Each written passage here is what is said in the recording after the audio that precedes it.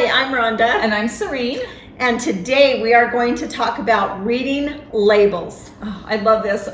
This is me in the grocery store, everything I pick up, because I've learned so much information on the label. It's amazing. Well, that's her because she's got the nutrition background. This is me.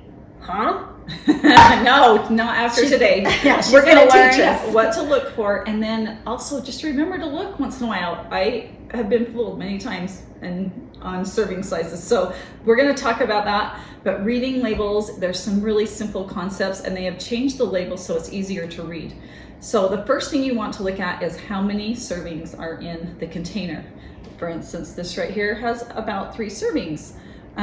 When people get fooled is when they're kind of a medium-sized package, like little bags of snack chips or little chocolate milks. Almonds. I think almonds. Almonds. Because it's just like, yeah, it's serving sizes. Handful. So when you glance at the calories, you're like, oh, that's not that bad, but maybe it's 2 or 3 servings, not just one, right? So for instance, this is 3 servings, 190 calories. That means, you know, for a third of this. So pay attention to serving size, then you go to calories, you see how many calories are in that serving size. And then if you go down on the left-hand side, there is nutrients that are labeled there, like fat, cholesterol, sodium, sugar, protein, fiber, all those things are listed. You want to go and see how many grams of these different nutrients are in the food item that you're looking at. Maybe you're comparing 2 different brands and they may have completely different amounts. You might find one with higher fiber, less sugar, more protein, less fat. So kind of compare, see what you're getting in that food item. well, and where I get confused is like the grams or milligrams compared to what? Exactly. Like, tell us a little bit about that. So grams, there's 4 grams in a teaspoon, and is when you're going to really notice this is sugar. So you take the grams of sugar, divide it by 4, and that's how many teaspoons of sugar are in that serving size So of the good to product know. you're buying. It's because what does it mean if you read grams? It means nothing, right? So you need to understand that's really important. And then another thing here is the percent of daily value. You'll notice that DV on the side. Yes. That is telling you the percent of the daily value of that particular nutrient. Now 5% of a nutrient is fairly low, and some things that would be good, right? And maybe fat, maybe sugar, some of those things. But you get 20% and higher, then you're on the higher end of the percent daily value. So now you know what you're looking for on that right-hand column.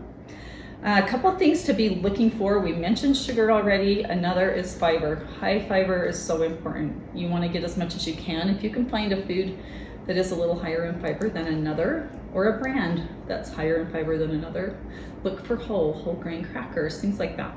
Fiber intake should be around 25 to 30 grams a day for adults. Okay. So if you're looking at a food item that's a little higher in fiber, that's a Win. bonus. Yeah, that's what you want to get. So Now, Serene, I have a question about the carbs. Now, that's in grams too. How do we calculate that? Yep. And how many carbs Yep. should we have in a day? Yeah, so, and that really varies per individual. Carbohydrates are a big deal for someone who has diabetes. They're really counting the carbs for their blood sugar control. It plays the biggest role in blood sugar control, where other nutrients make an impact, carbohydrates make a bigger impact. And it seems like the hardest thing to avoid. Mhm. I mean, Yeah. when I'm looking at it, every label I look at, I go right for the carbs, and they always seem to be a high number. Yeah. What is too high? Like this Yeah, one's carbs are in everything, 41. right?